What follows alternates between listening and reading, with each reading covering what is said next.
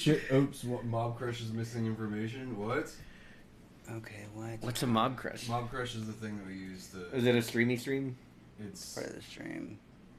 It's the one on the bottom? Yeah. It says it's off. No, that's the chat. Oh. It says that one of these things isn't filled out correctly. Gotcha. And it totally is.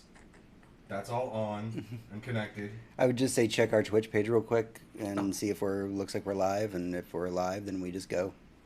I mean, shit, after this week's announcement, it's better to check Mixer. That's true, right? Hey, Whatever. Mixer's been kind to us, so Yeah. it's been good. Yeah, we're live on there. Cool. It's got the right episode title stuff. Okay.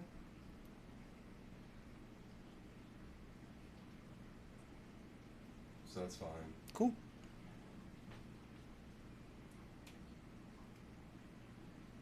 Oh. So don't need that open anymore. Okay. You just need the chat room and the editor then, I guess. Chat room's already there. Alright, cool.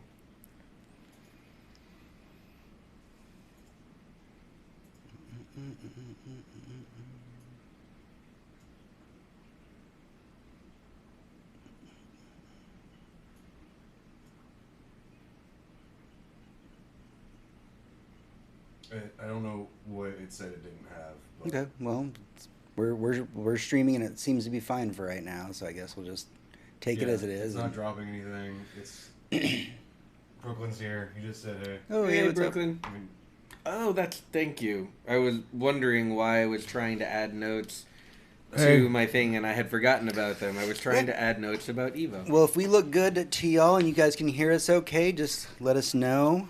So we're good to go. Ah, yeah. yeah, no, we've been in a series of minor difficulties. A couple Yeah, it's been fun. difficulties. I hope minor. All right. Well, I guess we just jump into it then. Yeah. Yeah, might as well. Oh, very nice, very nice. Very, very nice.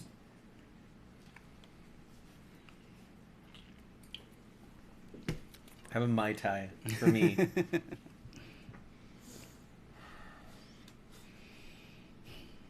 All right, I'm gonna go ahead and All right. do some shit or something.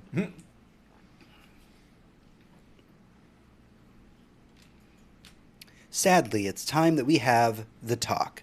Adventurers, join us for an all-new episode.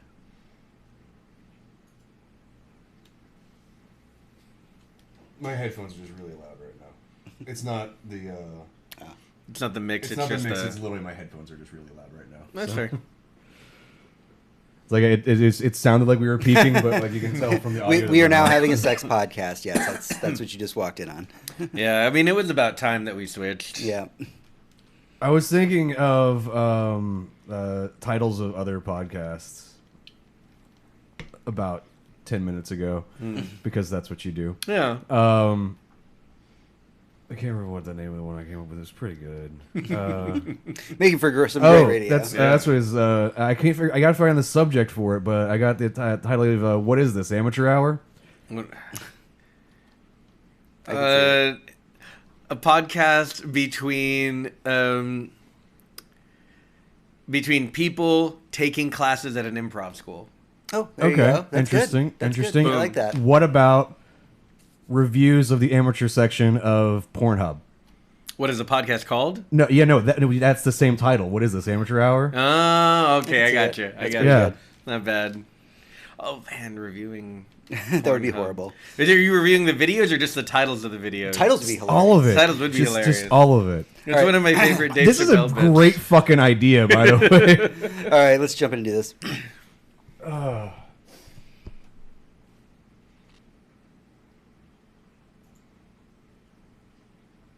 I like coming up with fake show ideas. Greetings, adventurers, and welcome to the show. We are the Surly Nerd, your one-stop shop for geek news that might have flown under your radar over the last week. I'm your host, James, and sitting across from me is the producer of this fine show, Tony. Hey. And with us, as always, is our third chair host, Hector. Howdy. Hey, if you're new to the show, welcome. This week we'll be discussing video game violence, but before that we have all the nerd news that's fit to rant about for your ears. Don't forget that you can keep connected with us at thesurlynerd.com. You can follow us on all social media platforms and even donate to the show. Every penny donated goes right back into the show that we make for you every week. With all that out of the way, ladies and gentlemen, adventurers of all ages, it's time for The Prelude. Fuck you, you stupid fucking dishwasher. This is just full honesty. This is something my mom got me. It's like a leather bracelet and some beads together on one bracelet. I like it. And hello. Welcome to chat. Also, hi. Yeah, welcome. All right. Thanks for coming. Yeah. We're going to discuss what we've been doing for the past 2 weeks. And some other shit. Yeah. All right, let's do it. Some other shit happens later. Oh yeah.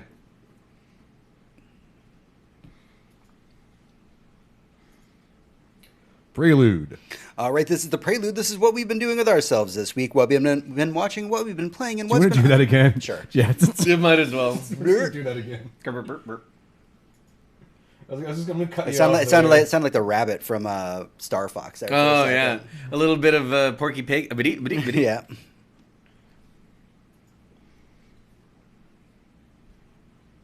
Do you not Oh, I say prelude here. Yes, Yeah, that's yeah. what you I was said. like, oh, why the fuck Great are we job. stopping? Why aren't you talking? We're Oh, doing it's it me. live. Try it. Take three. You are the cop who bit his own burger and then blamed someone for biting it. I literally just stuck the stick in my own This is bicycle. the stuff that you only get to Why see did you during the do live this show. to me? All right. Take three. Yeah, it's Super is Monday. It's totally Monday. Prelude. All right, this is The Prelude. This is what we've been doing with ourselves this week, what we've been playing, what we've been watching, and what's been occupying our free time. All right, Hector, why don't we start with you this week? Sure, I always have a long list when we're out for 2 weeks, so I'll try and keep this brief. I finished the show The Warrior. I mentioned it a couple weeks ago. That's a Cinemax show based on the writings of Bruce Lee. Very, very good at representing actual Chinese culture during the gold rush right after the railway was built in very, very, very early San Francisco, like when it was like mud and huts.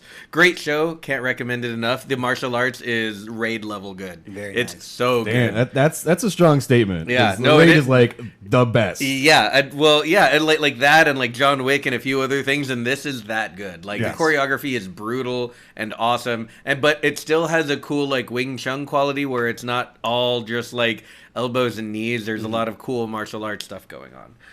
Let's see. I saw Once Upon a Time in Hollywood. Speaking of Bruce Lee. Speaking of Bruce Lee, it was fucking amazing. It's a Tarantino movie. You know what to expect unless this is your first one, and if this Right. is your first one, It seems like a probably don't start with this one. I was going to say, yeah, from what I've heard about it, don't start Watch with them. this. Watch them Yeah. in the correct order. Watch them in the correct order. I agree. I was supposed to watch that with you, but Yeah, I went to Houston. I was going I wondered where you were, and then I saw on your Facebook that you were like, "I'm on my way to Houston." I was like, "Oh, okay, Yeah. It just I forgot that like there was like 3 things that were all on the same day, and gotcha." they all had to go. I binge watched The Boys in like a day and a half. Me too. Uh, The Boys, for people who don't know, is a comic book which is now a TV series on Amazon. And it's a deconstruction of superhero archetypes, basically. right, with a very strong like police are bad sort of vibe, but in more of a superhero context. Because once the superheroes are institutionalized and by like a corporate entity, not by the government, they become basically impenetrable to litigation, which means they can kind of do whatever they want and get away with it. So it's not great. Yeah, no, and it's comes at a perfect time, I think, with the does. ending of with Endgame, where we've had 10 years of superhero comic book movies, and we can now see from a different light what that would Right. be like Yeah. in reality. I saw a pretty great horror movie on Netflix called The Perfection. I don't know if you guys have seen that Have one not. yet. I haven't watched that one. Very interesting. It has I really wish I remembered her name right now. It has the girl who was the girlfriend in Get Out. Okay. And she's really great, and they kind of constantly play with the fact that you remember her being a villain in the last movie to kind of like mess with you. Okay. But it's body horror. It's really interesting. I'm for feeling a horror like body movie. horror's making a comeback. Agreed. Yeah. And it's cool. I'm seriously ready for this like new wave of Ito like vibes going into horror going forward. So. Absolutely. I hadn't seen anything like this probably since like Hannibal, so it was very, very cool. Very nice. Let's see. I watched When They See Us finally. That's the one based on the Central Park 5. Yes. Impactful. Can't recommend it enough. I wanted to watch it. It just seemed like it's a rough ride. It is, and I ended up watching it all in basically 2 days, just because I knew I wouldn't come back to it if I stopped. Right. Because it was, it's rough, but it totally deserves all the awards it looks like it's about to win. I finally finished this last season of Billions. I can't recommend that show enough. Show's great. Yeah. It's a sleeper hit that people are going to be talking about like a long time. Like, Yeah. It's same with Newsroom. It's like Newsroom and Yeah. Billions are like that level of like Yeah. nobody's watching this, but it's fucking brilliant. Yeah, if you have any interest at all in game theory, this is your show. This show is just game theory all through and through the script, through the actions, through the cinematography. Everything is game theory. It's really interesting.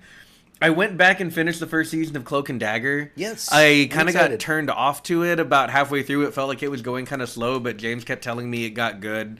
I stuck with it, and damn, does it get really good. I'm right about to start the second season. And we will be talking about that just a little bit later. Hell yeah.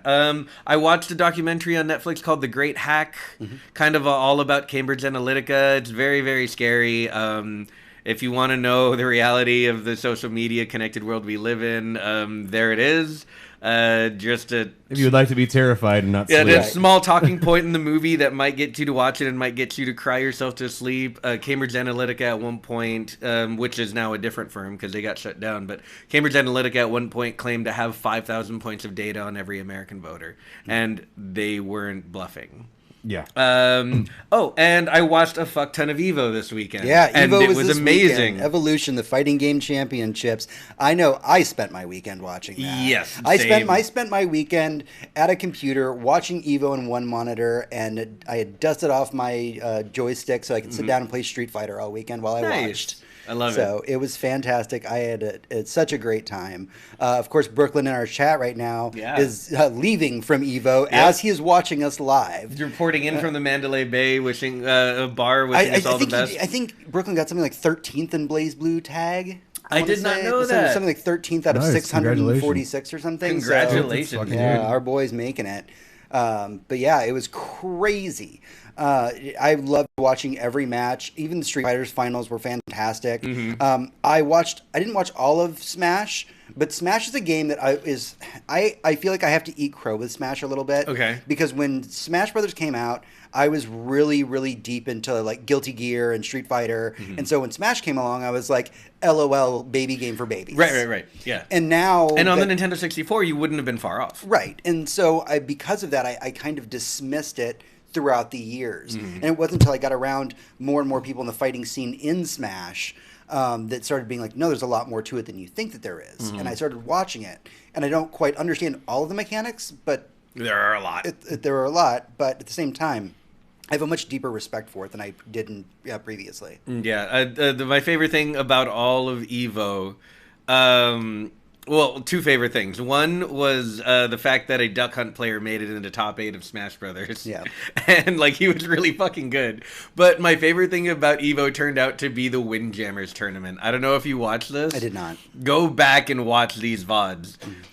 It's incredible. Like, first of all, the skill that the players had, but second of all, they used the end of the tournament and the hype from it as an exhibition to play an indie studios game that is Windjammers 2. I guess they just somehow got the rights to it, or the rights fell off into the multiverse and they scooped them up. But they're developing a Windjammers 2 with really great, like, animated looking characters, so it's got kind of a cartoon feel to it. Yeah. Kind of like early 90s Saturday morning cartoon feel to Oh, it. nice. But the gameplay is so fast and frenetic and interesting. It was so fun to I watch. could so not fun to watch. believe they made an announcement of a new Guilty Gear game. Yeah, I mean, it's been, 2014? So it's been a while. It's had legal problems. Oh, yeah. Arc System Works had legal problems with the license of Oh, I their didn't own. know that. Yeah, of their own game, they had a problem with the license, and I guess it's been sorted out, and they've been keeping it secret. And we got a trailer for it, and oh my fucking god!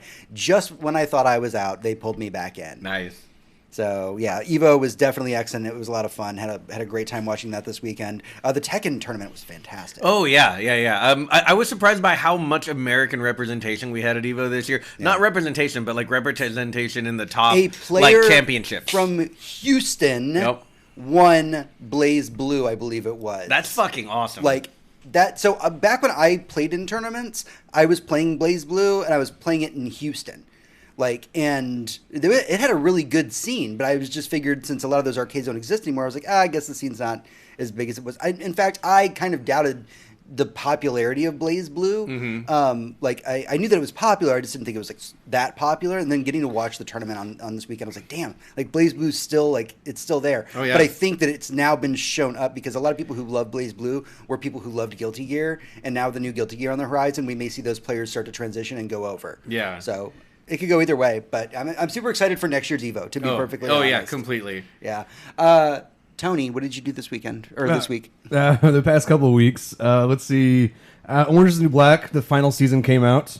Binged the shit out of that. I haven't even watched the first episode yet. There's been so much other crap going on. Yeah, well, I enjoyed it. It had a pretty good ending. Good. I liked it where it went overall. Another thing that wrapped itself up is Years and Years, the show that everybody needs to fucking watch on HBO because it's fucking brilliant. Is that the one? That's the one you were telling us about 2 weeks ago. Yeah. I do need to pick that up. That's the story of the near future of what's going to happen in the world, and you look at it going, yeah, that's all going to happen. That's all all that fuckery is going to happen. Yeah. All the fuckery that happened already it made this fuckery happen. Right. I remember the first episode I was watching. I was like, holy shit, this is amazing. I had to see like who had done this, and his name has escaped me off the top of my head. Who is it that brought Doctor Who back? Was you talking about Moffat? The actor? Yeah, Stephen Moffat. Yeah, you're talking about Moffat. I believe it's Stephen Moffat who's also did this. Okay. If I'm correct. Either way, it's somebody had to deal with Doctor Who, made this, and you're like, oh, cool. That makes complete sense on why Doctor Who, weird, futuristic looking and sideways looking timelines made this show, which is very much like HBO's version of Black Mirror. Okay. And it's great stuff. I've loved the fuck out of that. I mean, you sold me on like HBO's Black Mirror. Like that's all. Yeah, you yeah. had to say. Pretty much, I'm in. I'm there for that. Yeah. Yeah, no, it's hands down like the best thing that I've seen this summer. I tried watching You tried to watch Swamp Things Swamp Thing. and didn't like it. I did not enjoy that. How far did you get? I got halfway through the second episode Huh. before I was just like, meh, Tap this is, down. I'm out. It's not for everybody. I could see that. I mean, it's like horror, but it's not like horror, but like it's definitely going somewhere. Yeah. I felt like it wasn't going anywhere. I was like, this is already boring me. Once I got to episode 4, since I knew that it was going to be 10 episodes and that was it, I decided to save the rest of them. So I think this week is the last one. So I'll probably binge it this weekend. Yeah. Let's see. Over in my side of the world, I'm almost done with Nosferatu. Nice. I got one episode left on that. It's been absolutely fantastic. Absolutely loving it. I don't have a ton of new stuff to talk about. One of the things I did want to bring up is that I had a little bit of extra free time this week, and I got to actually get my hands on Doom 2016 and play it. Yes. Rip and tear. And obviously, people have already played it. It's 3 years out at this point. Mm-hmm. But Hector, you specifically have been or have read Masters of Doom. Yes. Which is the story of the creation of the original Doom, John Carmack, John Romero, their trials and tribulations to get Doom made. Mm-hmm. And in there, they talk a lot about John Carmack's obsession with D&D. Yes. And how that really played a very instrumental role in the creation of Doom. Mm-hmm. That being said, and those kind of facts out there in the wild, playing Doom 2016, I found myself at multiple times playing this game and thinking, this is the game that John Carmack wanted to make. And just never could. Mm-hmm. The additional, the power-ups, the leveling system, all the secrets, all the exploration. I said, God, if he didn't absolutely love this game, I would be surprised because this is a love letter to his creation and also why he made Doom in the first place. Oh, for sure. When you think about when you get his vision in Masters of Doom for what he wanted Quake to be, when he wanted it to be a melee-focused first-person, brawler with crazy spells and an open world kind of is what they were going for. Obviously, none of that happened at the time. Technology just couldn't support it. But You have an open level. That's about it. Yeah. So seeing, I now that you say that 100% makes sense to me because seeing that game through those eyes, thinking back to Doom 2016, yeah, you're absolutely right. The kind of coming in and out of hell like constantly, and yeah, being able to upgrade your character, upgrade your guns, like really get into like making yourself feel more powerful for accomplishing in the game. And also, I mean, the fucking like brutal kills. Oh, yeah. Are just the full on Romero. Yeah. Honestly, just thinking about it makes me just more excited for the new Doom. For that's Doom Eternal? Yeah. Doom Eternal. Oh, cannot Yeah, wait. no, like as soon as they came out with the trailer for Doom Eternal, I was like, sold. Yeah, the done. last one was so fucking Yeah. amazing. The If funny it was thing just is- the exact same game, I'd be fine. And the funny thing is that I was just talking to you like last week, saying that having Xbox Game Pass has kind of broken me of this habit that I've had from growing up, Completionist. which is being a completionist. Because being a completionist was really a factor that played into the fact that I've only got so much money. Especially growing up, you only have so much money, so you buy a game, you stick with a game, you complete it, you get that platinum trophy, you Yeah. do all that. Getting something like Xbox Game Pass kind of freed me from that, and so I was excited to go into Doom and just be like, I get to just play through Doom start to finish. But I'm not. Unfortunately, I'm being a completionist because every single power up in that game matters. Yep. And I just don't want to like miss out on getting myself to that power level. Like I want to feel like a super soldier badass by the end of it. Oh That's an man, I interesting like obsessively problem. hunted for those little dolls in the levels. Luckily, they tell you where everything is. They do, but like even if they tell you where it is, you're like, How the fuck do I get up how there? do what? How do I get up there? Almost honestly, adding a double jump to Doom was one of the best things they could have ever done. 100%. And the amount of verticality that affords you, and just the cool shit you can do in combat because of it, it's just It also really massively changes map design. It does. If you look at the original Doom versus Doom 2016, you're like, wow, this is way taller Well, and I mean, open. to be and- fair, you gave them the ability to look up, which you couldn't Yeah. do in the original Yeah, Doom. That's so- a good point. But just like Gaming's come a long way when looking up was like, no, we can't do that. But even since Doom 3, I feel like this has made a lot of huge changes. Oh yeah, I mean, well, Doom 3. Speaking of Masters of Doom, the best description I ever heard of Doom 3 was Doom 3 is what Doom would have been like without John Romero, because it is exactly that. Yeah. It's Doom without John Romero, so it's very technically apt and good, but not very fun. Right, because John Romero's the fun bringer. Exactly. It's like you can make a game where you shoot zombies all day and you'll get bored in about 5 seconds. Yeah. But with John Romero in the mix, making things surprising and interesting and gory and, satisfying those baser of our instincts, he was great at that. Absolutely. All right, well, that's everything that I have for the Prelude this week. We're going to take a small break. When we come back, we'll be diving deep into our news segment in the Weekly Raid.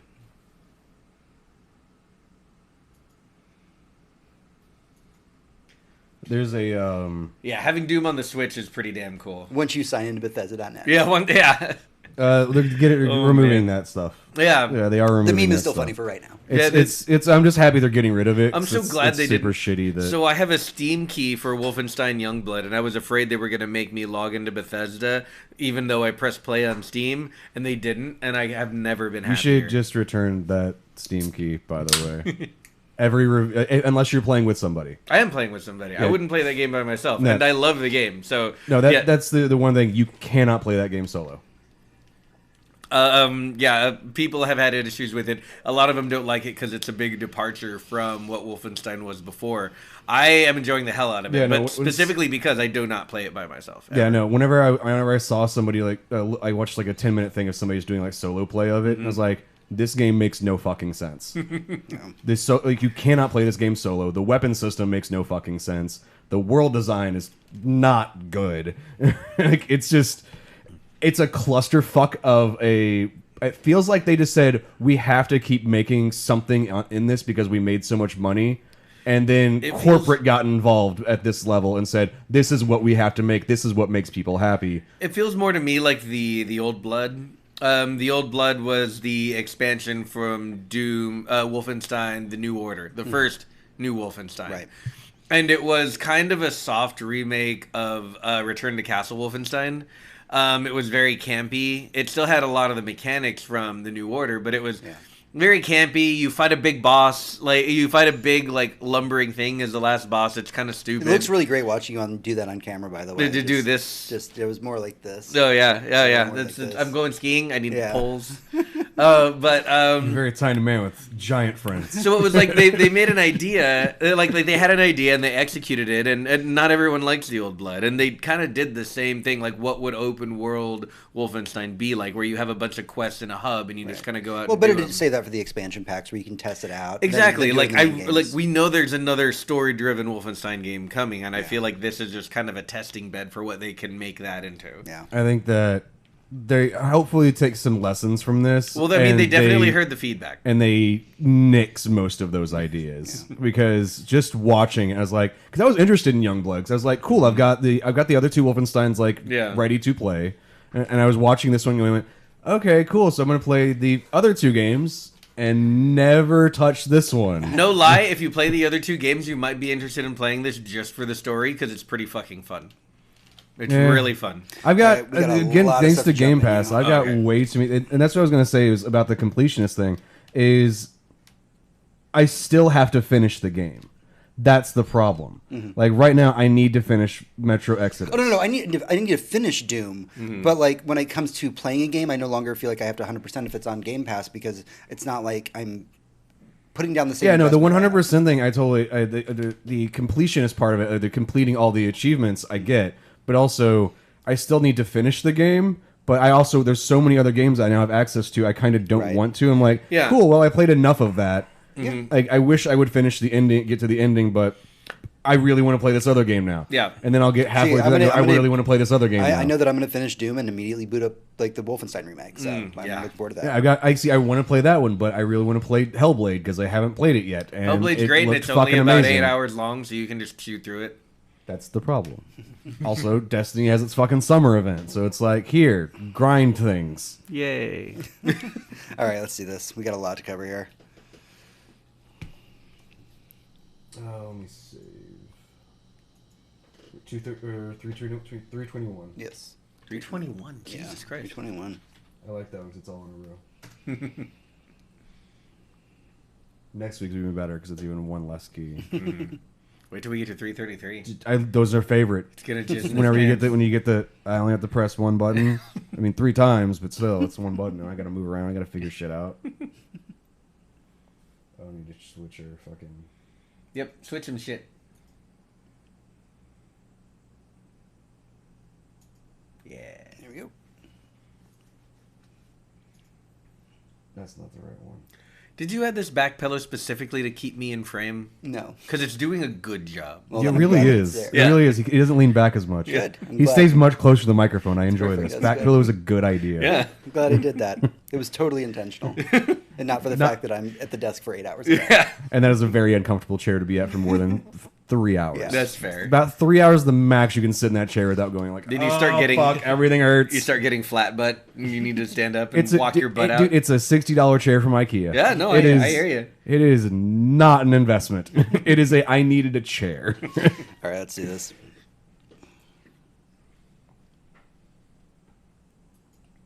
Weekly raid. Hey, adventurers, welcome back to the show. It's the Weekly Raid. It is our news roundup for the week. Hector, you and I were just talking about Masters of Doom, Yeah. the book that was about the making and creation of Doom that we have talked about in the last couple weeks on the show, that it's getting made into a television show. Yes. Yeah, James Franco is going to be helming that production and turning that story into a... who knows? at That's this such an point. interesting idea. I wonder if it was like Seth Rogen, who was like him and Franco are friends, and they were talking. He's like, "Well, I really liked a comic book, and I made it into a TV show, and then I really Twice. liked He's a literally done different that twice comic now. book and made it into a different TV show, and Yeah. Amazon bought it. Do you like things? I like this one book. Do it." Let's do that book. I think honestly, yeah, it did come down to because they are that group of people. Yeah, the Freaks and Geeks crew. Yeah, they're all getting to the age and status level where Yeah. they have the ability to go, no, these are the things that I want to make. I Yep. want to produce them. Let's do this. I have enough money. I have enough friends that we can make this reality. And it's so weird to think about that because you have Seth Rogen who got to work on Preacher and got to work on The Boys. Now we have James Franco taking the Masters of Doom book, which is a history book by Yep. all accounts, and is turning that into a television show. And then this week it was announced that the Console Wars, another video game history book, is being turned into both a TV series and a documentary for CBS All Access thanks to Seth Rogen. Wow.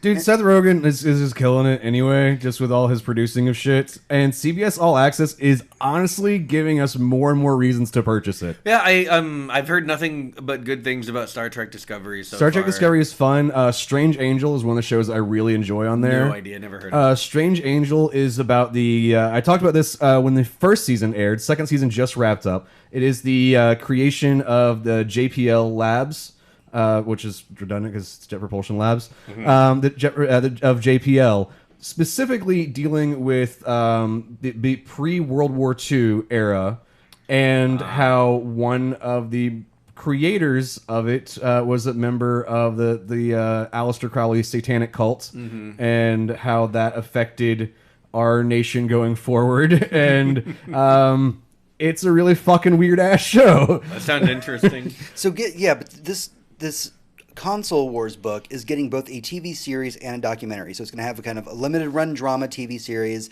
and then they're going to do an actual documentary about it, so you get to see what really happened in air quotes. So if you're unfamiliar with this, And then a supercut of both of them mixed together. Kind of like what they did with Ted Bundy, where Netflix released like a documentary and then like a show that dramatized the whole thing. And so it's a book from 2014, and it's the story specifically between Nintendo and Sega in the 90s. Cool. So if you were a kid during that era, during the Genesis does what Nintendo don't, that's what this book is about, and that's what this show is going to be about. Yeah, it gets nasty, by the way. It's a good book, but it gets nasty. No, this is when the companies were actively going after each other, like, in multiple ways. It's not like today where it's kind of like, well, we play nice, we're on Twitter, we hang, like, that's it, but we just stay the fuck away from each other. Yeah.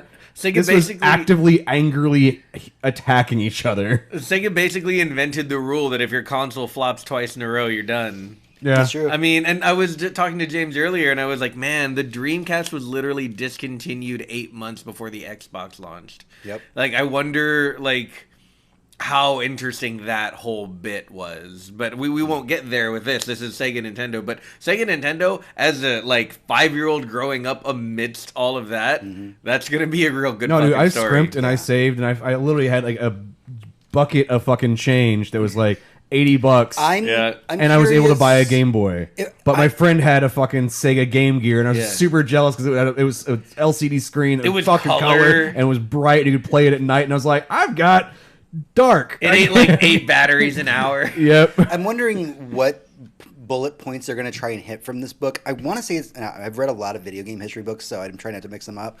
But I believe it's Console Wars, which actually broaches the idea that one of the reasons for the ESRB ratings board and the whole trials and everything that happened that we'll be discussing a little bit later in the episode was that Nintendo kind of pushed for it because they were losing ground in the market, and their big come down was they've got this Mortal Kombat game with blood, we can totally Nintendo was obviously the more family friendly version, so they said basically we can drag them through the mud. anything that's over PG-13 can't be allowed in video games because we only do PG shit. Right. Well, let's not forget it was in everyone's interest. Well, I'm getting ahead of myself. We're going to talk. Yeah, about we'll talk. this later. That's definitely we'll a talk talking about point for that. the. But this is a very fascinating book. I definitely recommend picking it up. Audible has a really great audiobook version of it, so I highly recommend it.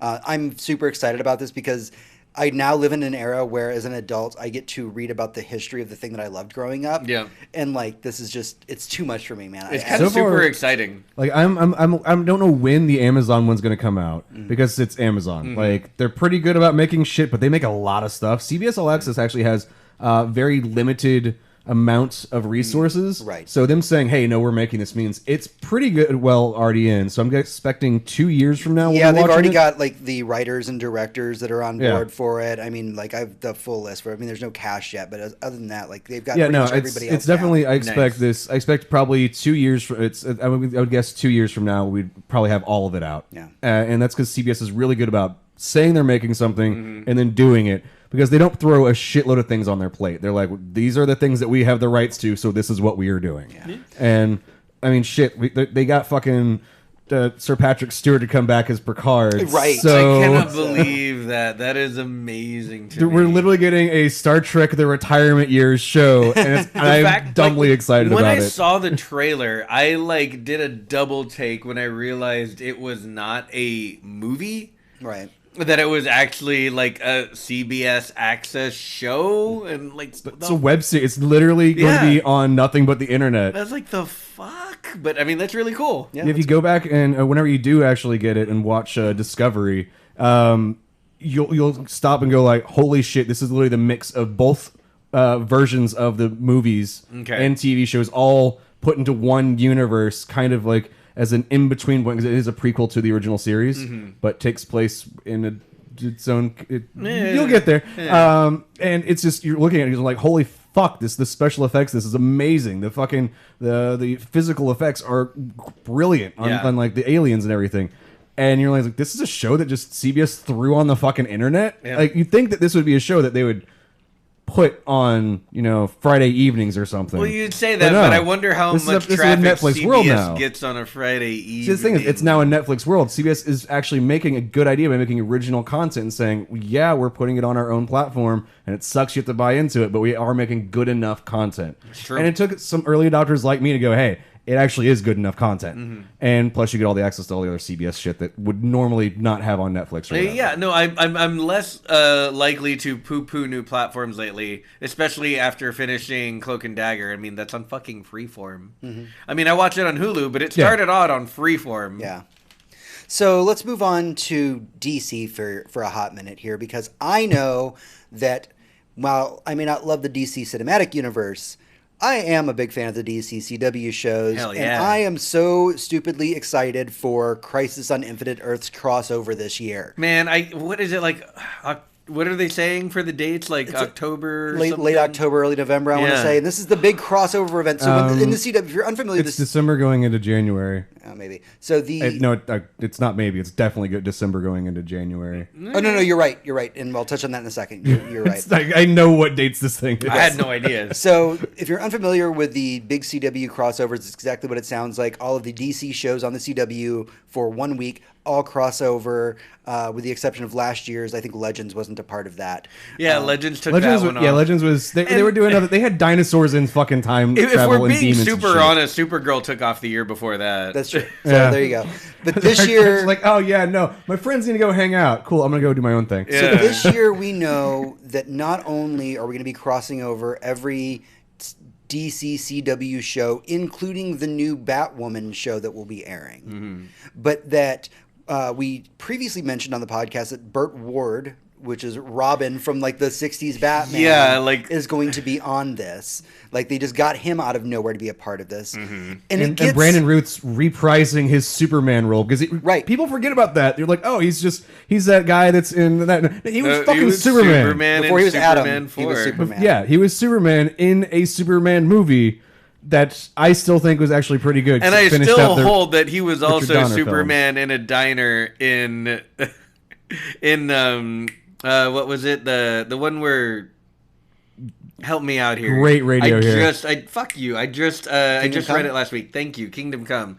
I swear to God, go back and look at that panel. That is Brandon Routh in a Superman costume at a diner. I think we talked about this. You do know why? Because it actually is Brandon Routh. Because the movie was being made at that point, and they're like, we know this is Brandon Routh. So it just was like, well, it's Alex Ross who can really make anybody's fucking likeness into anybody. He's like, yeah, that's fucking Brandon Routh. Like I'm just gonna paint him there. That's where he lives. So this crossover is only getting better. So we have several announcements. I'm just going to go ahead and read through them one by one to get through them. So we found out that this week that Black Lightning is going to be on Crisis on Infinite Earths. Nice. And that's kind of crazy because you know that Black Lightning is part of the DC universe, but it's not part of the DC TV shows. It's its own thing. It's its own separate universe. Does it even air on the CW? Yeah, it's a CW show. Okay.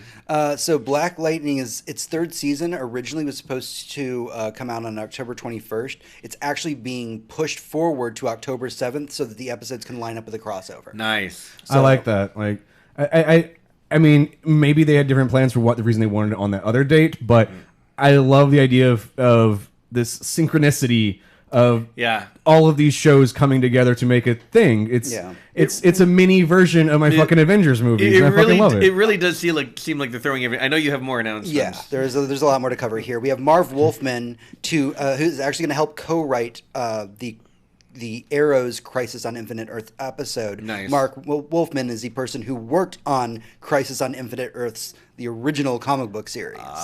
So they're bringing in one of the OGs to come in and work on this particular episode that's going to be very important, very iconic, because that is the close, I believe, of the show Arrow with that. Where we finally get the last crossover's payout, which was he made a deal and we didn't find out what it was. Right. Like, Oliver's like, I'm gonna go sell my soul to the devil real quick. But if all these announcements were not enough to be like, what the balls fuck is DC just throwing pockets and barrels full of money at this project? Well, because these shows make a fuckload of money. They can do that now. Kevin Conroy, some call him the best Batman because The Kevin Conroy, the Batman, the voice of the Batman, animated Batman. Yeah, the animated Batman, and video game Batman. Yep. is going to be in Crisis on Infinite Earths as old Batman.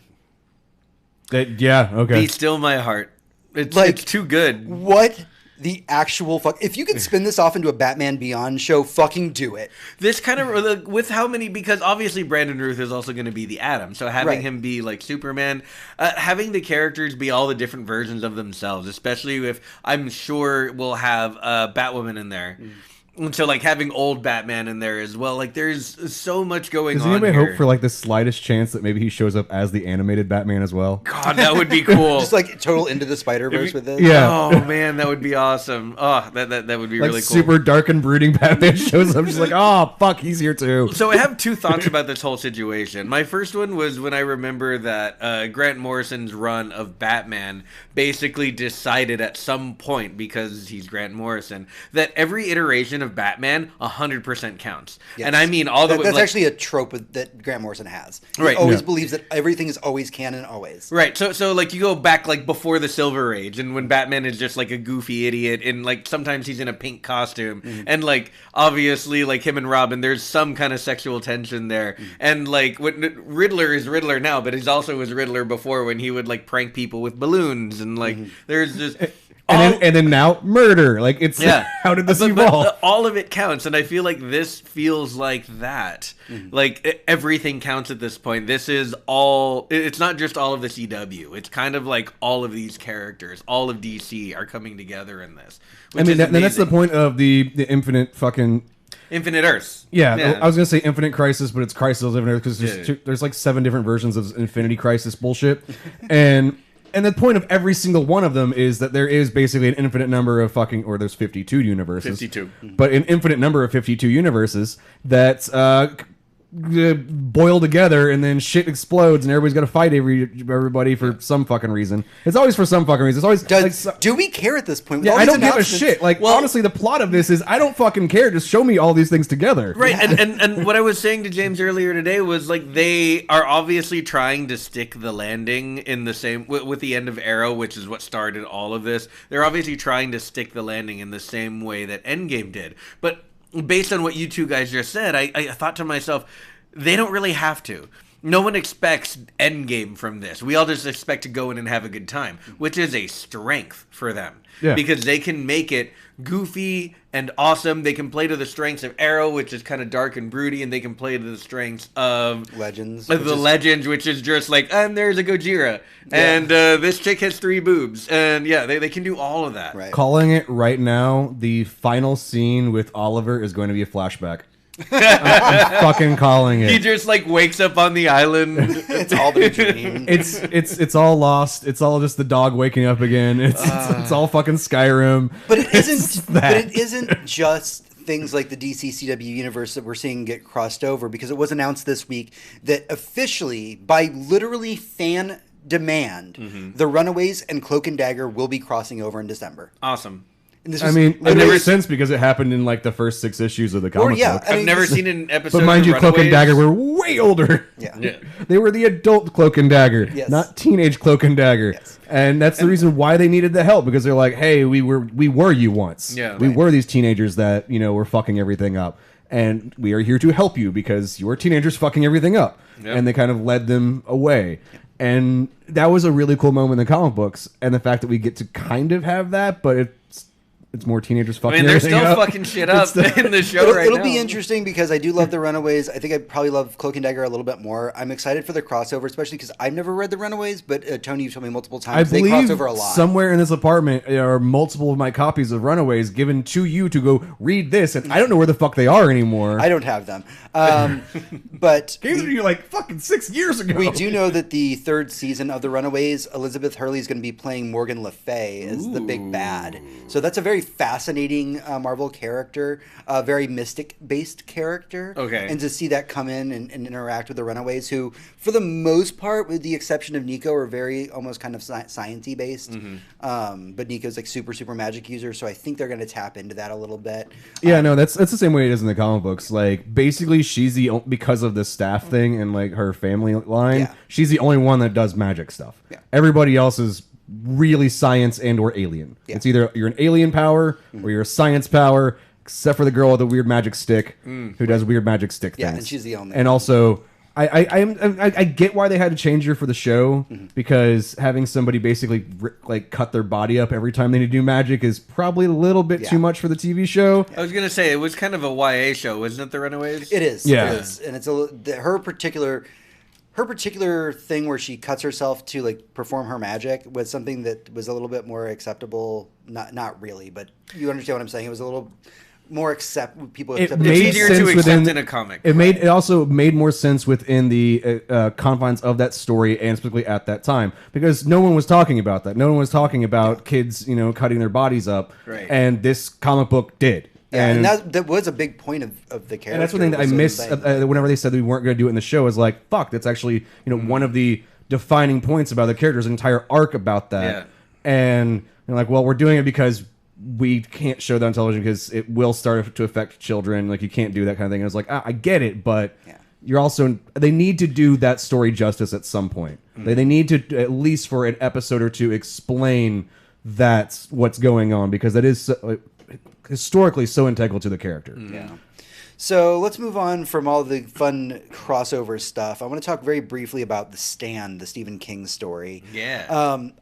There was an ABC series back in the day in the 90s. I absolutely adored it. Honestly, if you could say there's a Stephen King story, and you're immediately like, yes, there was an ABC miniseries about that in the 90s. That's true. In the 90s, it was all ABC miniseries. It seemed like every 6 months there was a new miniseries coming out about they it. did the like Langoliers, they did The Stand. Of course, there was It. I mean, it was just one. Oh, the Langoliers. I still love the Langoliers. I do too. It's bad though. It is fucking. It's not even a good book. It's not a good No. story. It is fucking awful Actually, I all like the around. story. Was it a TV? I remember there being a It was TV it was a show. TV movie. It was a A TV, TV movie. Yeah, it was a No, TV it was a movie. TV series. Oh, it was a series? It was a multi-part evening event. If it was only 2 because it was not that long. No. You know what else it was a was- multi-part evening event? It was called The Beast. It was about a giant squid attacking a port town.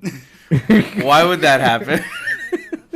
they somebody made ran- a lot of bad TV movies back But they in the did. day. But they did The Stand as a made-for-TV series, and it was good. They actually had really good casting, great music. I had recorded it on VHS and watched it over and over again when I was a kid. But we found out that of course, they're going to be making a new version of The Stand for CBS All Access, and it's going to be a 10. Fucking CBS, man. It's going to be a 10 episode series. And one of the cool things about it that we found out is that Stephen King is coming in to write an additional ending for it. He is not changing the ending of The Stand. Basically, for years and years and years, first off, The Stand, if you're unfamiliar with this book, it is like the size of like Webster's Dictionary, if not bigger. It is huge. It is a giant, 1,000 some odd page book.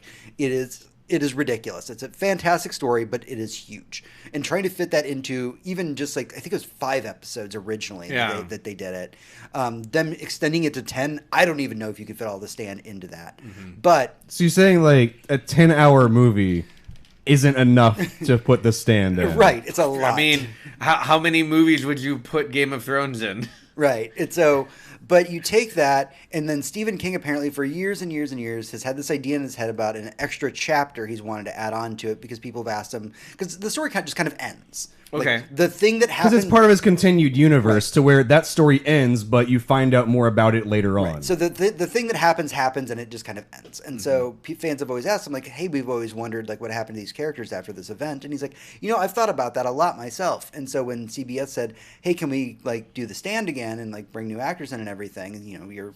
Right now, Stephen King is the hot property all over For again. real. He said, I'd really just like to do an episode that's like a wrap up. And they were like, sure, if you want to write an original ending for this, go for it. Another original Stephen ending. King Because you wrote would- the first original Right. ending. Stephen King, would you like to write an episode of our show? Yeah.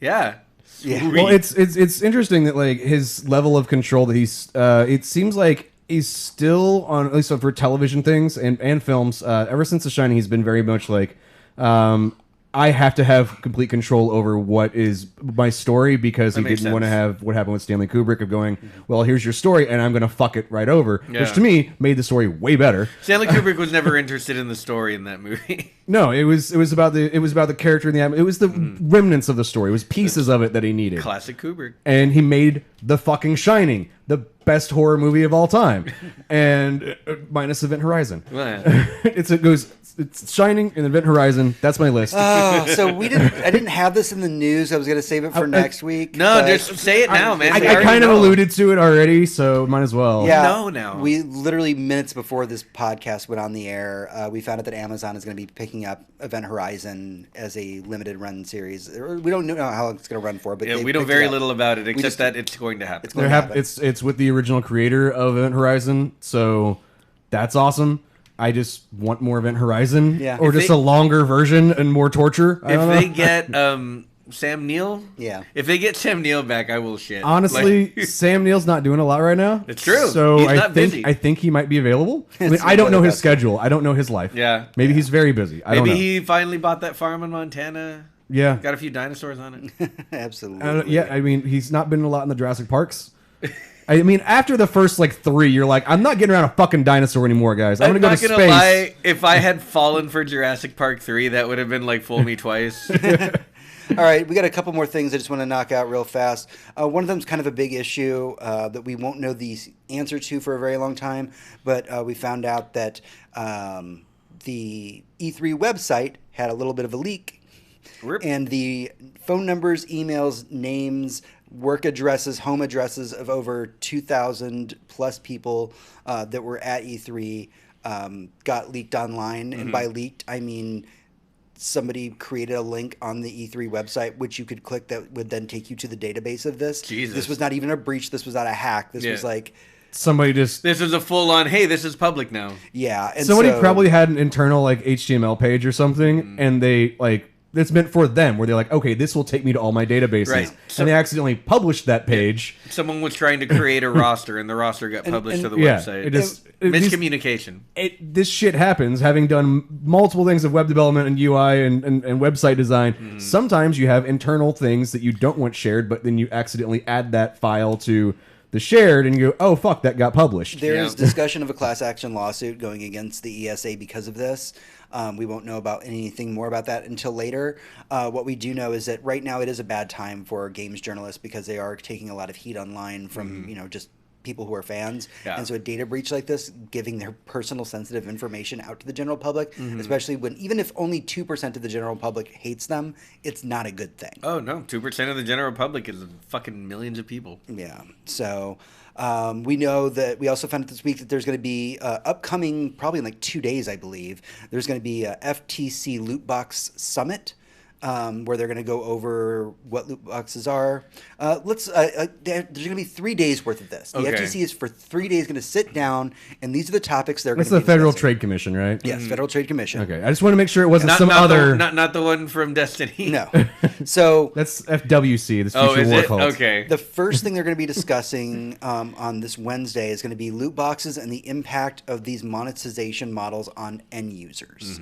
They'll have panelists there from the National Consumers League, the Common Sense Media, International Game Developers Association, and Entertainment Software Association. I have a question. I hope they have Jim Sterling there. I have a question with this. Is on the panels, do they have to open up a loot box to see who might be on the panel and then just get whatever they get? No, you don't just get free loot boxes. They'd have to buy that. Oh, okay, so you have to pay the panelists, and then they put them into the loot box. Panelists pay to get the chance to be able to speak. Oh, okay. So yeah, that's double. That's your doubling down on the money right there. You're getting, and then you pay people to then open up said panelists. I can't think of a better speaker for any of this than Jim Sterling. I would love him to go just like sit his girth down at a table and just start like spreading gospel pamphlets at these people. Like, here's some bullshit this company did. Here's some bullshit this company did. This was downright predatory. This is predatory and inappropriate and unethical. And just start like, this is the problem. Well, and I get why he wouldn't be something for the Federal Trade Commission. I do love your idea. Yeah, no, but he's not going to be at the Federal Trade Commission. Him being a foreigner does not make him not an expert.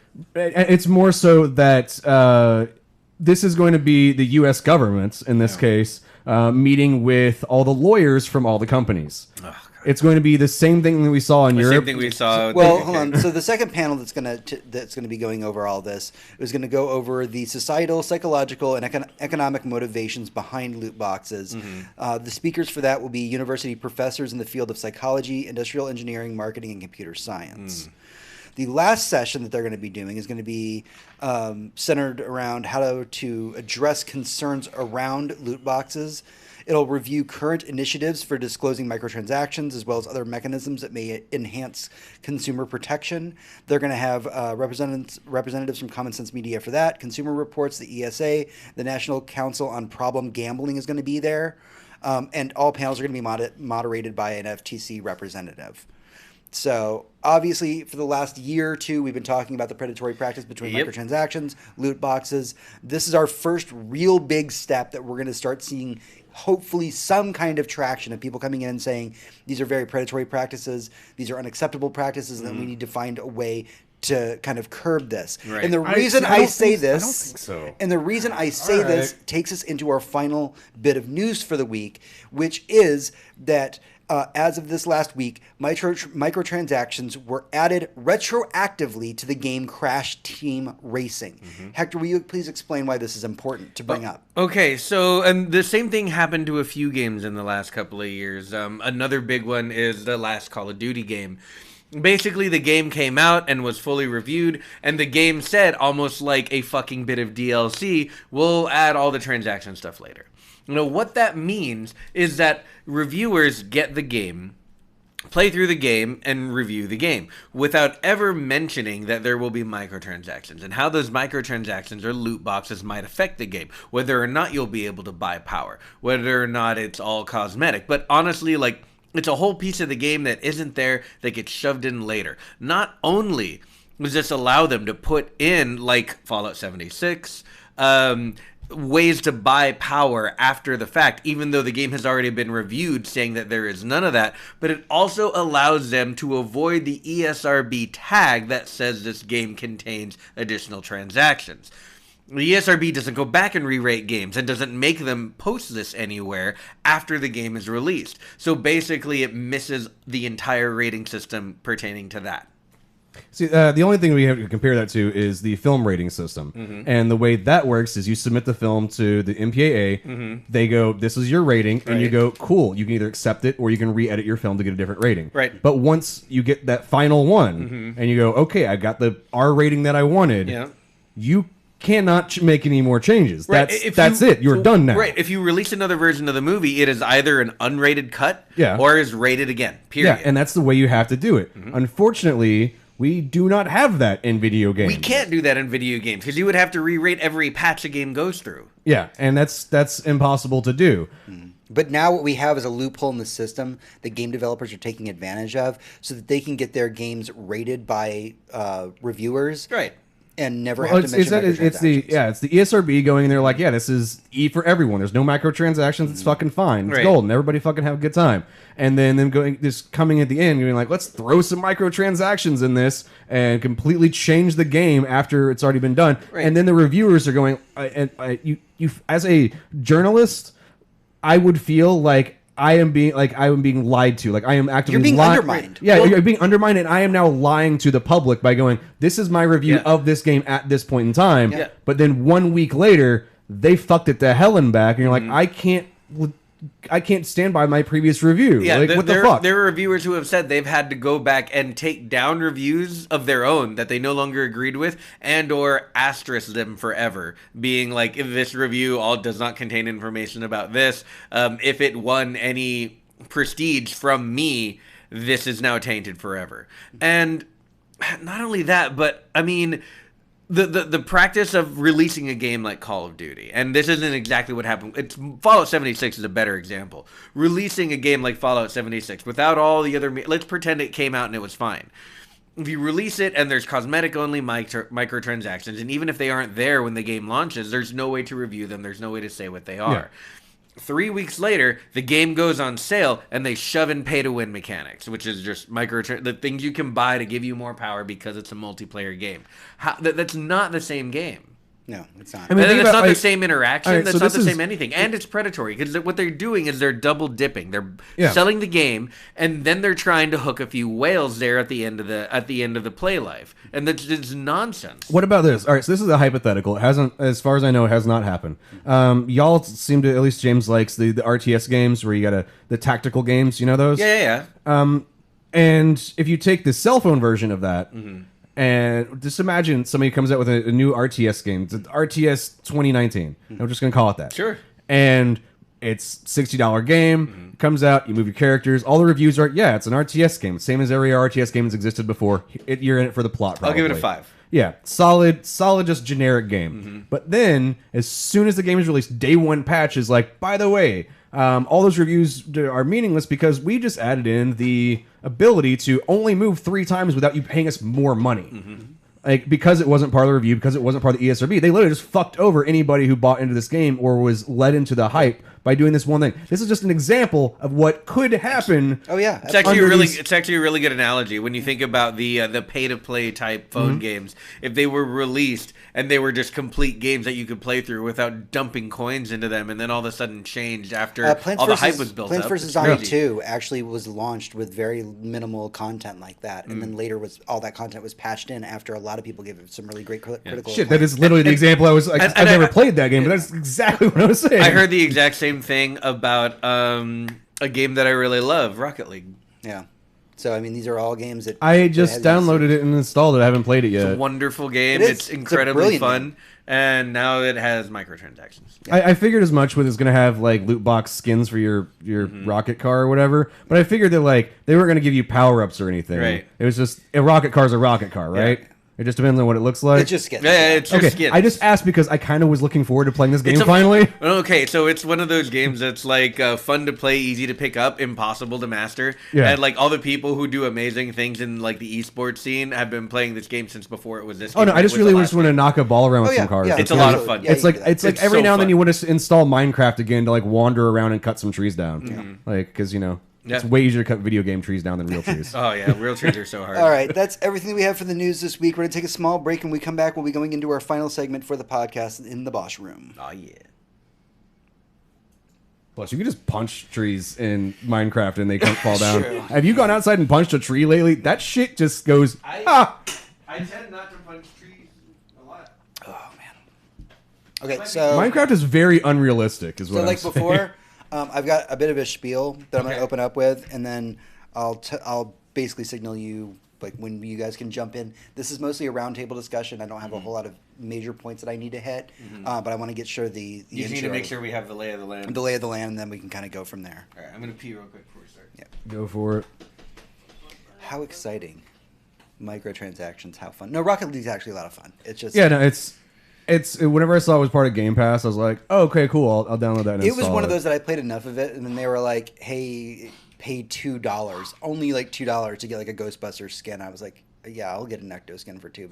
Like, Yeah. that's fine." See, that's the reason why I was asking about it, because I was like, I saw that there's a Xbox pack or whatever. Yeah. And then I was like, okay, is this I think it's just is this just a skins. skin for it, or does Yeah. this do anything? And because I haven't played the game yet, and I've watched very little videos so of the it. issue with Rocket League is that they weren't those microtransactions and everything weren't really the influence of the main developer. That kind of were put in after the fact because of like the publisher being like, make more money. we need this. The thing is making money, but it could make so much more if we decide to, So it's a make story people that buy we've, stupid that we've shit. essentially heard 1,000 times at this point. Yeah. right? I mean, it's still doing well, and the skins don't matter. But to me, it's like Rocket League is the same thing as like Overwatch. It's like, cool, you put in a bunch of things that are entirely do not affect the game. Yeah. And that's the one thing that I do have to give Overwatch, that whenever they do their character skins, it doesn't change the hitboxes. Right. The hitboxes stay the same regardless of how big or small they've now changed the characters. Because in a first-person shooter, hitboxes are very fucking important. Oh, yes, absolutely. And if you can cheat the game by running a certain skin that makes it smaller or harder to hit that headshot, Oh yeah, you will, win then. You will never see Overwatch get patched as fast as when somebody reports on the boards, this changes somebody's hitbox, and they went, oh shit. Yeah. Like within like minutes of that, them verifying that error happened, they're like, Yeah, that's please changed hold. now. New patch. Yeah, new patch. already Comp is wrote it. canceled for the next hour. Right. Exactly. Yeah, no, and that's the one thing that I appreciate about that that game and developers, because they know that it will affect the overall gameplay by doing something like that.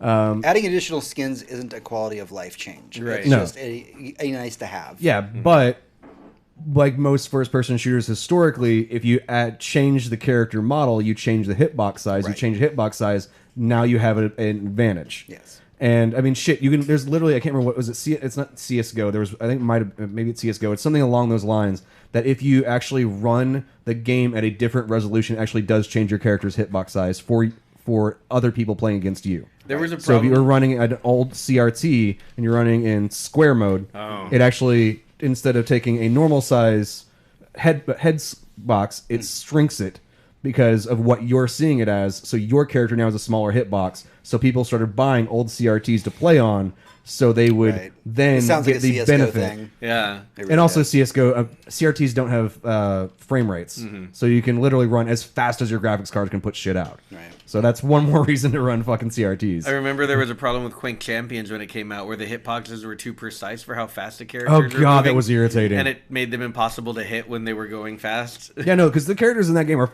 fucking fast. Yeah. like ridiculously fast. Stupid fast. Like, 'cause it's a Twitch shooter, but it's a Twitch shooter where the hitbox is like 1 pixel. Yeah, and where they basically invented bunny hopping and decided to keep it in, God, so you I just know, like right? conserve your momentum across why the I played entire stage. Unreal. Yeah, like, same. Exactly why I played I was Unreal. way more of an Unreal fan than a Quake fan God, growing yes. All right, let's do this. This is going to be tough. up. All right.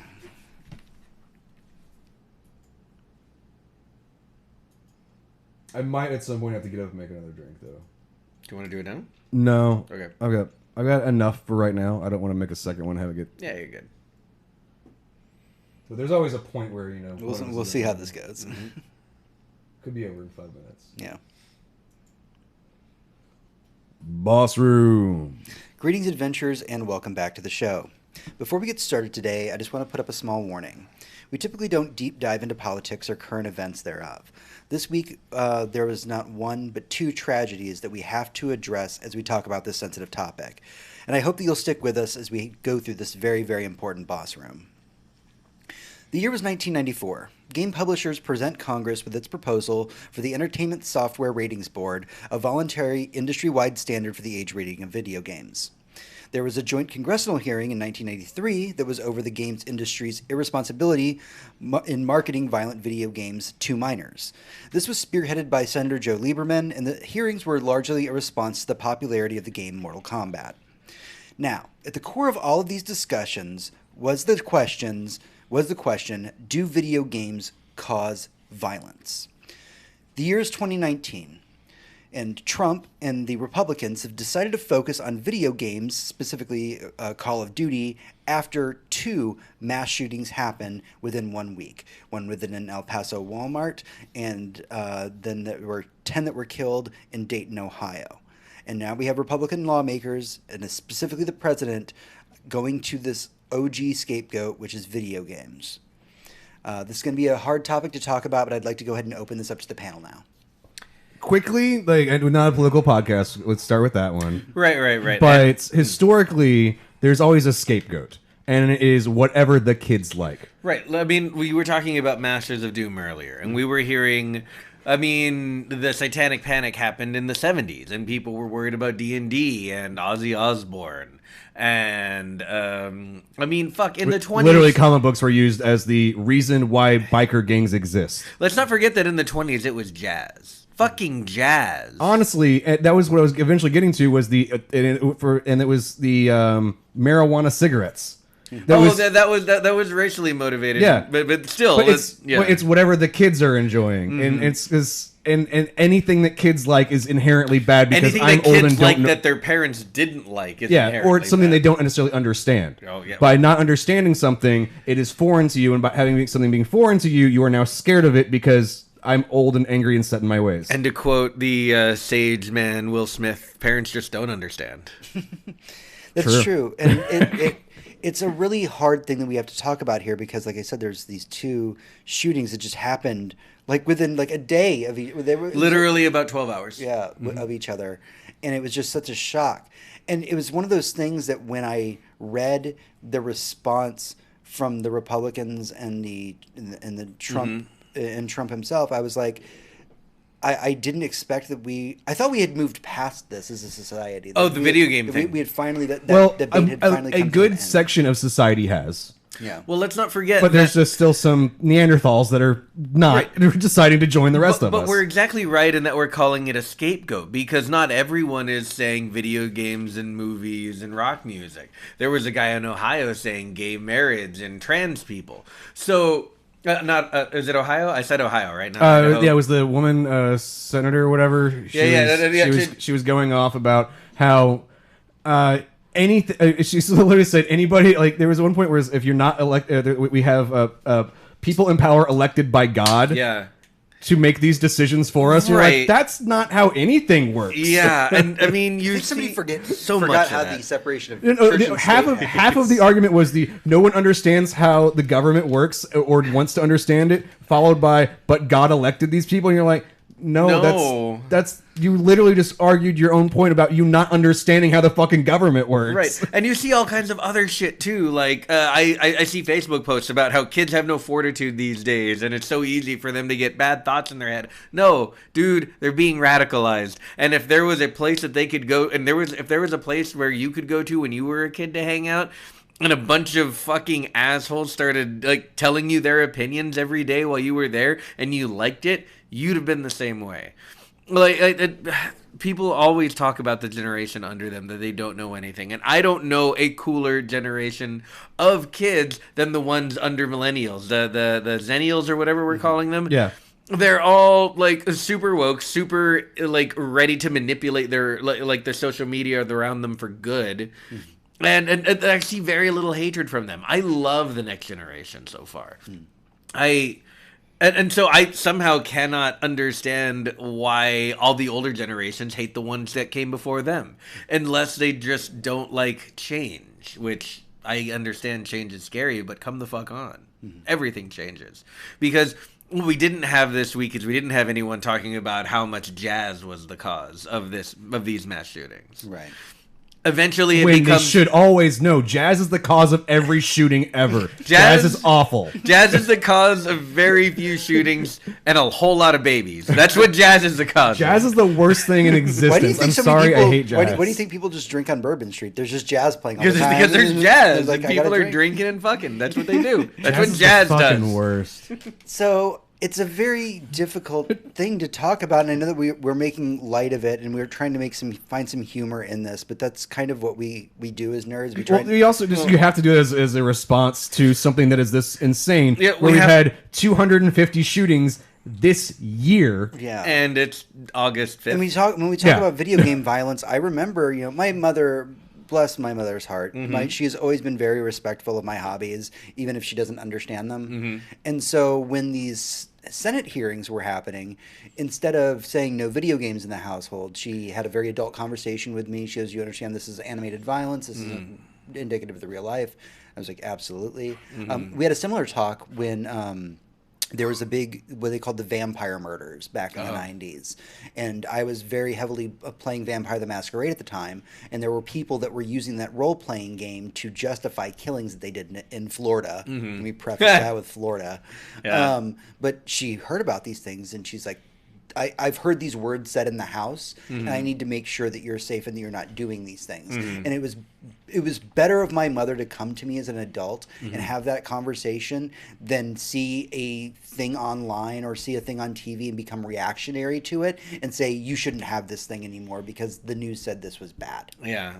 Literally within the last 3 months, I have actually had my mother say that all of this, everything that's going bad, is because of video games. Oh, sure. Because my father specifically only watches Fox News all day, every day, nonstop. The older he gets, the more and more He's down the rabbit hole. Yeah, he's down that rabbit hole, and I can't. That's the reason I don't talk to my family very often. It's difficult, and it's because I just mentally can't deal with that kind of shit. Well, because guess who else was indoctrinated? And that's the issue here that people that we aren't discussing about this. And I know that we live in a society right now where there have been so many shootings over the last year alone, and them very much done by white people. And white supremacists and fucking just, it's literally like white nationalists they're fucking terrorists, and that's who keeps doing this shit. And when we talk about this, people, the other side wants to go ahead and say, video games incite violence. But really, since the 90s, while the sale of video games has been going up, the incidence of youth homicide actually have dropped, if you look at the numbers for that. We see that out of the hundreds of mass shootings that have happened, only 12% have shown an interest in violent video games. So that's something to just keep in mind here. That Oxford University had a study this very year that showed no correlation exists between the amount of time somebody spends playing violent video games and their predilection towards committing violent acts. Right. Let's not forget that America isn't the biggest country in the world when it comes to saturation of video games. Far, far from it. And the other countries that have far more participation in video games have not even 1% of our mass shootings. The best correlation we have market-wise is probably the UK, where based on our video game sales in the States and our population and their video game sales in the States and their population, it's roughly 1-to-1. Right. And our mass shootings compared to theirs are about 469-to-1. Right.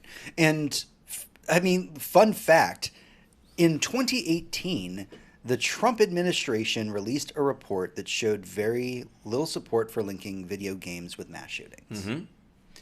So, if I would like to remind everybody that is fake news because it happened in the past, and the past is all fake. Yep. Even the stuff Trump said, that's fake news.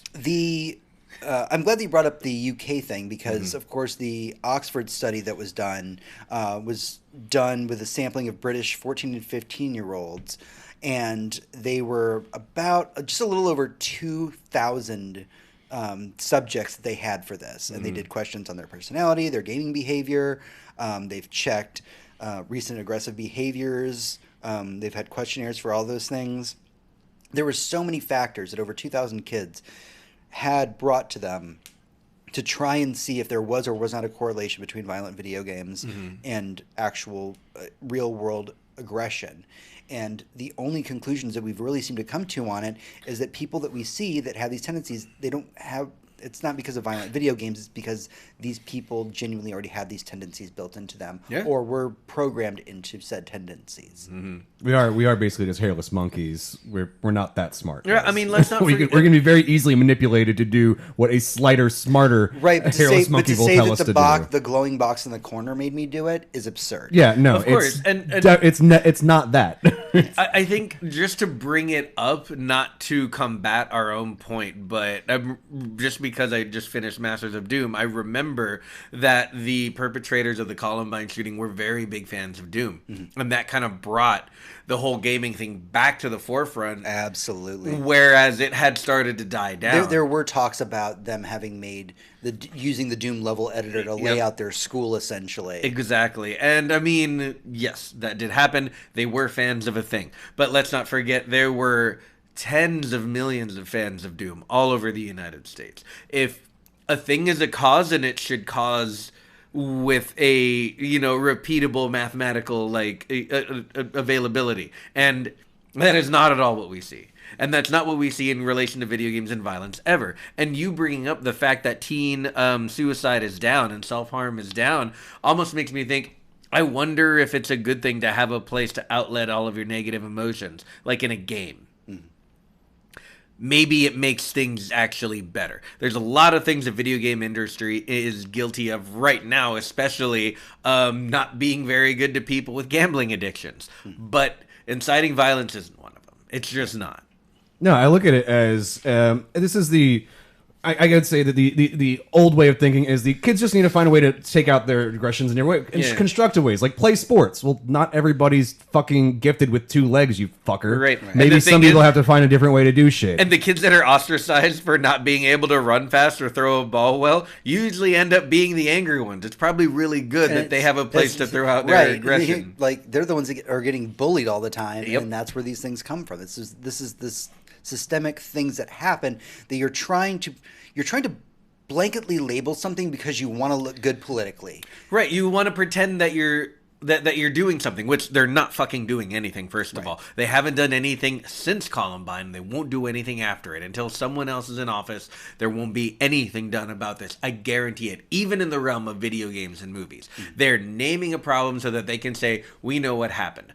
No one's going to do shit. There won't be any legislation. There won't be anything. They're putting this in the crosshairs because they know they can. But they are creating an excuse. They are creating an excuse. Yeah, they're creating a reason to point away from the white supremacy and the fact that all of the terrorist actions that have happened in the United States in the last year and probably for the last 5 years have been committed by white nationalists. And it is important that while we do very often say on this podcast that we are not a political podcast, we do very much stand by. We threw that the fuck out the window. We do have to, though. This is a blatantly political act, and they pushed it into the realm of this podcast, and now we have to address it. But we also have been very firm in our stance of fuck Nazis. Yeah. Oh, fuck Nazis for real. Yeah. And that's what we're seeing more and more is that by putting something like video games into the spotlight, again, we use this word scapegoat. You've put up this fog so that nothing else gets looked at other than, oh, look, they played video games. It's obviously video games. It's not everything. It's not all the other factors that because honestly, if you put a microscope to video games, that argument holds no weight. But people are so readily acceptant of it being video games. It's just it's the easy answer. We as humans crave the easy answer, and for a lot of people that's the easy solution, and it's the wrong solution. And the problem is, in the past, before sorry, my brain went, what we need is a final solution. Oof, that's a big yikes. That's a big oof. That's gonna be a yikes for me, dog. Yeah. The thing about what we're doing now, what the administration for our asshole president is doing right now, is they know we already have an easy answer. They know more than half the country understands where the violence is coming from. They get it. That's the easy answer. It's easy to point out. And for some reason, in this case, it is correct. Just like the easy answer of, oh, Nazis are bad, let's go kill them. That was correct at the time. That was an obvious, easy answer. Bad guys, good guys. Done. Right. We have that now. But the problem is, it's their base. It's literally all the people who vote for them. So they're not allowed to be the problem. So they went to the next easiest easy answer, which is still not an easy answer if you look at it for 5 seconds, and that's video games and violence. Violence depicted in media, rather, even though we know by all available studies that doesn't cause violence. See, that's one of the things that, they point at it instead of the actual violence they themselves are inciting. Yeah. One of the things that really upsets me is we've got these Marvel movies. They're coming out. There's all this violence in there, and they're fighting people. They cut fucking Thanos' head off and shit. And it is Someone has lost a limb in every Marvel movie. It is encouraging children to go into science. They see fucking Tony Stark changing to Iron Man, and they're like, maybe I want a fucking iron suit. It's just not good for the future of humanity. These kids learn in fucking science and shit. Do you have any idea how many robotics programs in schools have blown up in budget since and I Iron fucking Man 1? love that that's a thing. Yes. And it shows the exact opposite of what they're saying is true. They're like, video games and movies cause violence. You're like, Also, it's super dope. you know Make what people video smarter. games have caused more kids to do than shoot people? Program. Learn to program. Yeah. Make their own fucking Like, video games. flat It out. has taught them fucking math. It has taught them problem solving. Even way back before video games were readily available. Even back in the late 80s, early 90s in inner cities, a lot of teachers realized that they could teach kids math and other things they weren't interested in through games. Yeah. Games you played in the classroom. It didn't need to be video games, but now it is. Yeah. And now you had all kinds of typing programs and Oh, all kinds of fucking math. Mario type can go straight to fucking hell. But I was playing a game not a month ago, called Moonlighter, where it's a dungeon crawler where I pick up stuff from the dungeon and go sell it in my shop. And managing your shop is half of that game. And the entire time I was playing the game, the shop management was way more fun than the fighting. Can we give a shout out to probably the greatest free game of all time that taught us so much? Drug Wars. Drug Wars, for real. Drug Wars taught you about fucking trade and inflation, and it is a brilliant. It taught you about competition. Yeah, it was a brilliant piece of programming in a very simple 3 meg file. It taught you to It's buy low fucking and great. sell high. Yeah, It was a better stock market Don't get high on your simulator. own supply. Oh, yeah. It taught you all kinds of shit. and no, but it shows you yes, you can take something as Drug Wars. This obviously has to be a horrible game that children should never fucking play. And you're like, no, but you still learn some shit. It's actually an economy simulator. Yeah, it's literally just It's exactly that. That's all it There's is. a game coming out from Devolver Digital, of course, that's entirely about running a weed shop. Yep. And excuse me, this is a very detailed game. This is a game you don't just start a weed It's the shop. PC building simulator of weed shops. Right, you don't just grow plants and sell them. You think about franchising once you get big enough. You think about moving to a city that's more friendly, or moving to a different location in the city because now you're more of a boutique shop and less of a slum shop. And it goes on and on. There's a lot to be learned from this game. I really want to play this game now. And a lot of people think it's really fun because it's about weed and yay weed. But I remember when this game was first announced, you had so many people that were political figures who caught wind of this game, and it was a stank wind. Yeah. They were not happy. And they were like, look at these horrible games. This is going to encourage everybody to buy and sell drugs, when really it's just... The entire state of Colorado went, do you know how much money we just made from selling drugs? It's okay, so if you took all of the plants out of the game and replaced it with beer and brewing or tobacco. There Yeah. you go. It's literally just change the plant to a different plant. everyone would be fine with this game. But that's not what they did because it's not as fun. Yeah, absolutely. And it's just, when we talk about violence in video games, obviously on this podcast we've talked a lot about in the past about how there just is no correlation, that these things shouldn't have to be said at this point. In fact, I didn't think that I would have to be having this very conversation on this very show again. I thought I was done with it too. As soon as someone started talking about video games, I rolled my eyes so far into the back of my head I thought I hurt myself. thought I was in the age of we're going to be arguing about microtransactions until the end of time, and this idea of video game violence is no longer going to become an issue. But what we It have... literally feels like I'm in a fucking time machine. It does, absolutely. Except for I'm in Nazi Germany for some reason. Yeah, that's not fun, and not in the fun Doctor Who way. No, yeah. Where you get to kill Hitler. Right. This is I'm just trapped as a person who would be seen as other in Nazi Germany. Yep. This sounds like not the place I want to be. Yeah. And I'm not enjoying my time right now. So for long-time listeners to the show, it's safe to say that there's a lot of horrible things that are going on in the games industry as a whole. At this very moment, we have the fight over microtransactions, abusive business practices, and not only that, working conditions of game developers. But the one thing the industry isn't doing is creating a culture of violence, and we need to keep that in our minds going forward and not let shit like what's being said by our air quotes leaders cloud our judgment. Agreed. Hear, hear. Final thoughts on video game violence before we wrap this whole thing up? Well, first off, it's weird that we've had this entire 20-minute conversation, but something doesn't exist. Yeah. That's true. Like it's Because we have again, we keep talking about this thing. It's we're literally talking to an imaginary friend at this point. If there were and I'm getting really podcasts- fucking tired about If there it. were podcasts in the early 70s, we'd be talking about D&D and about how much we love it and about how none of our friends killed themselves or each other. Right. Yeah, I completely agree with you. This is something that we as a society just need to get the fuck over.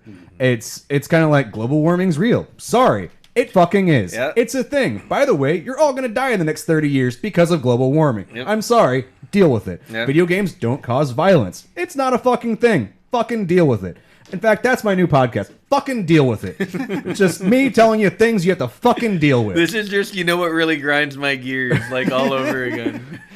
But it's my version of it. All right, that's everything that we have for the show this week. I know that it's been very heavy to talk about a lot of this stuff. Really, our hearts do go out to everybody that's been swept up in this madness this weekend, both in El Paso and Dayton. The victims in El Paso. It was so hard to see all of this, and the audacity of our leaders to come out and try and place it on something like video games is disingenuous to the memory of the people whose lives were lost this past weekend, and it's absolutely unacceptable. But don't forget all the thoughts and prayers that are being sent to them that's because of that does anything. Oh, yeah. It does absolutely. I feel them. If you have any opinions about any things that we talked about this week, Tony, where can they find us? Facebook.com/The Surly Nerd. Like, share with your friends. At the Surly Nerds are Twitter accounts. InfoTheStorm.com's email. SurlyNerd.com's our website. Donate there. Donate on Twitch.tv/Surly Nerd, where we're live Monday, 7:30-ish. Very ish this week. Yeah, but we still got to you. On Mondays. We got here. We got done. Give us a rating review on it, whatever. Thumbs up or a like or a heart or whatever the fucking arbitrary We love you, our system new you're- Mixer overlords. Yeah. I mean, I've been on Mixer since like that shit literally came out. I was like, fuck yes, a new streaming platform that's not Twitch. I've liked it since then because we're actually streaming on my account, so that's great for me. But I fucking I really like Mixer, and I'm glad it's not something we talked about this week because I don't give a fuck about this ninja guy. Yeah. But that is something we're gonna have to talk about at some point because that does affect The Mixer Microsoft's revolution. Microsoft's future and gaming's future. Yeah. Because of popularity contests. All right, that's everything that we have for the news this week. This is episode 321 in the books. Until next week, for Tony, this is James. For James, this is Tony. And I'm Hector. Adventurers, good night. And good game.